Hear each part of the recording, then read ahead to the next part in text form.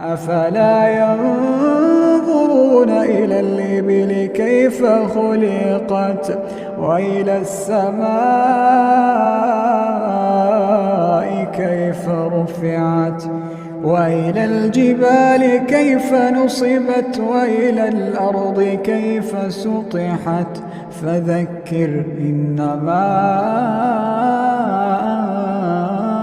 أنت مذكر لست عليهم بمسيطر إلا من تولى وكفر فيعذبه الله العذاب الأكبر.